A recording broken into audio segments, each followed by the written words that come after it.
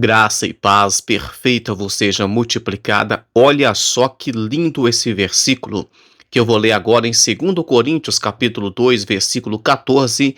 Estarei lendo a partir da parte B do versículo 14 e, e a tradução que eu estou utilizando é NLTH, nova tradução da linguagem de hoje. Como um perfume que se espalha por todos os lugares, somos usados por Deus para que Cristo seja conhecido por todas as pessoas. Porque somos como o cheiro suave do sacrifício que Cristo ofereceu a Deus. Cheiro que se espalha entre os que estão sendo salvos e os que estão se perdendo. Então o cheiro espalha tanto para os que estão sendo salvos, para os que estão se perdendo. Versículo 16. Para os que estão se perdendo, é um mau cheiro que mata. Mas para os que estão sendo salvos, é um perfume muito agradável que dá vida. Então, quem é capaz de realizar um trabalho como este? Cheiro bom para os que se salvam, mas cheiro mau para aqueles que estão se perdendo. Versículo 17 para finalizar.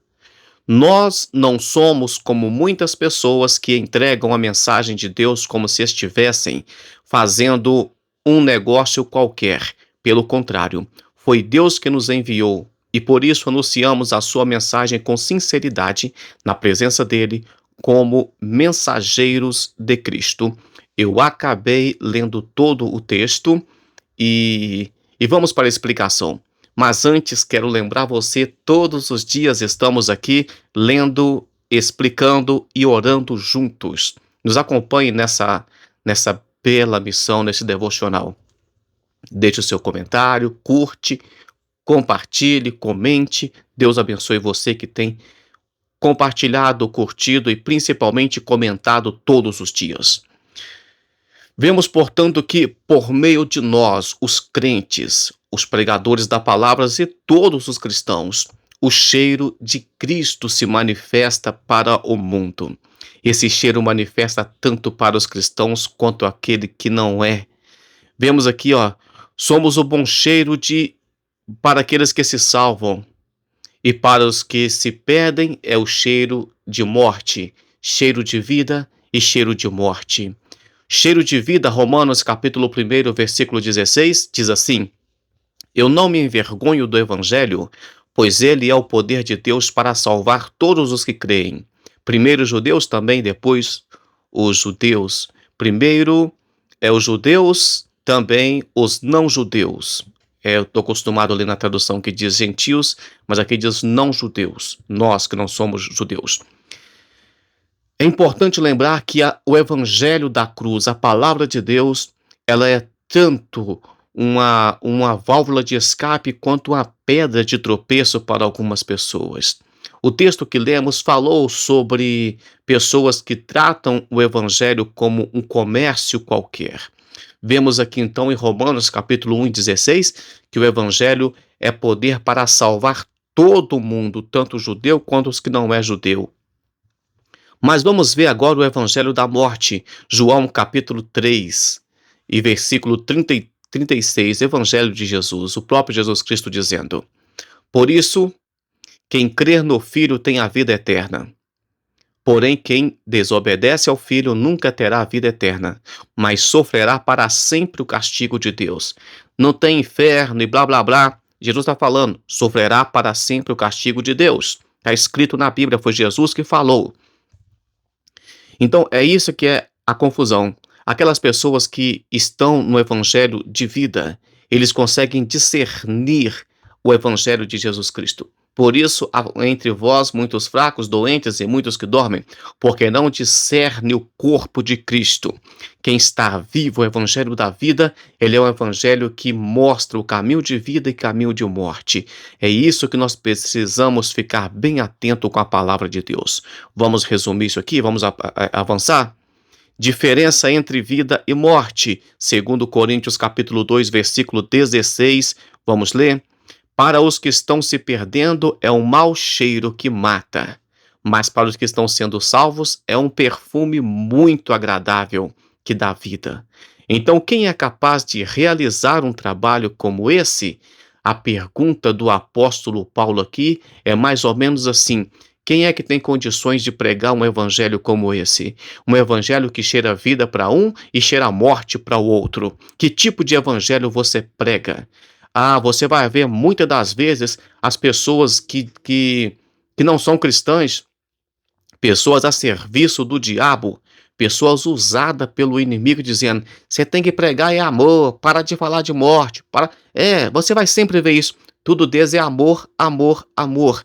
Mas a Bíblia é bem clara: quem é capaz de pregar um evangelho como esse? Um evangelho que tem cheiro de morte, um evangelho que às vezes tem cheiro ruim e as pessoas não querem que toque na ferida delas. Olha só a pergunta: quem é capaz? E a resposta o próprio apóstolo Paulo deu: nós não somos como muitas pessoas que se entregam à mensagem de Deus como se estivesse fazendo um negócio qualquer. Pelo contrário, foi Deus quem nos enviou e por isso anunciamos a sua mensagem com sinceridade na presença dele como mensageiros de Cristo. Nós precisamos de tratar o evangelho não como negócio. As mesmas pessoas que ficam dizendo que temos que pregar amor, são aquelas que desprezam e criticam os evangelhos que só pregam porta larga, que só prega facilidade, que só prega dinheiro, porque dinheiro é porta larga. Dinheiro você pode doar o tanto que você quiser, mas mudar de vida é só pelo poder de Deus. Vemos, porém, então, que existe dois tipos de pessoas. Aquelas pessoas que aceitam a Jesus Cristo como um evangelho com cheiro suave, e aquelas pessoas que rejeitam o evangelho, que não vê coisa boa no evangelho. Só vão falar que tem pastores fazendo coisa errada, que tem igreja pregando o evangelho errada, que tem crente dando mau exemplo. Elas só têm nariz para sentir um cheiro ruim. Elas nunca enxergam o bom cheiro ou sentem o bom cheiro de Cristo. Isso é uma coisa muito séria. E o falso evangelho que o apóstolo falou, nós temos que pregar. Quem pode pregar um evangelho como esse? Evangelho falso. 1 Timóteo capítulo 4, versículo 1 e 2. E o Espírito de Deus diz claramente que nos últimos tempos alguns abandonarão a fé, e eles darão atenção a espíritos enganadores e a ensinamento que vem dos demônios. Esses ensinamentos são espalhados por pessoas hipócritas e mentirosas, cuja consciência está morta, como se estivesse sido queimada com ferro em brasa. Tem pessoas que parece que já foi ali, parece que o maligno já numerou essas pessoas, que elas não conseguem perceber mais o evangelho de Jesus Cristo, a marca do anticristo. Vamos ver aqui Mateus capítulo 7, versículo 13. Entrem pela porta estreita, porque a porta larga é o caminho fácil, leva para o inferno. Há muitas pessoas que andam por esse caminho. A porta estreita é o caminho difícil, leva para a vida. E poucas pessoas encontram esse caminho. Cuidado com os falsos profetas. Eles chegam disfarçados de ovelhas, mas por dentro são lobos devoradores. Olha que interessante, o evangelho verdadeiro, para finalizar o último versículo que eu estarei lendo aqui. 1 Coríntios capítulo 2, versículo 2, porque quando estive com vocês resolvi esquecer tudo, a não ser Jesus Cristo e, principalmente, a sua morte na cruz. O apóstolo Paulo dizendo, eu resolvi esquecer tudo, mas não Jesus Cristo e principalmente o seu evangelho da cruz. Então, nesse momento, é o momento oportuno para sentir o bom cheiro de Cristo, para sentir o cheiro do evangelho e para apresentar os nossos corpos como sacrifício suave que sobe às narinas de Deus. e se salvar. A porta da salvação, a porta da graça, ainda se encontra aberta. E que o evangelho não seja para você um cheiro mau, não seja uma pedra de tropeço, mas que seja um fundamento para que você possa se edificar sobre esse fundamento que é Jesus Cristo.